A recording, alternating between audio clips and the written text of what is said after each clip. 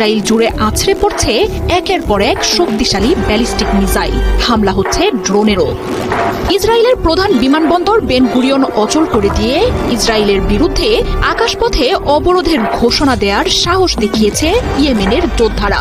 পাল্টা আক্রমণে লোহিত সাগরে মার্কিন বাহিনী আর ইসরায়েলকে ধ্বংসের দ্বারপ্রান্তে নিয়ে এসেছে আয়াতুল্লাহ খামেনির নেতৃত্বাধীন দলটি।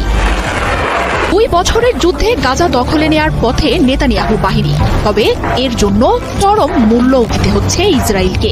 গাজার উপর দখলদারিত্ব যত বাড়ছে, ইসরায়েল জুড়ে তাণ্ডব ততই বাড়াচ্ছে ইয়েমেনের প্রতিরোধ যোদ্ধারা। নৃশংস ও বর্বর হামলা শুরু করে যুক্তরাষ্ট্র।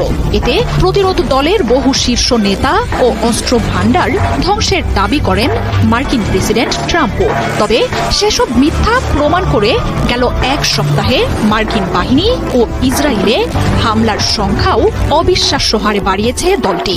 মার্চের শুরু থেকে কয়েক ঘন্টার বিরতি দিয়ে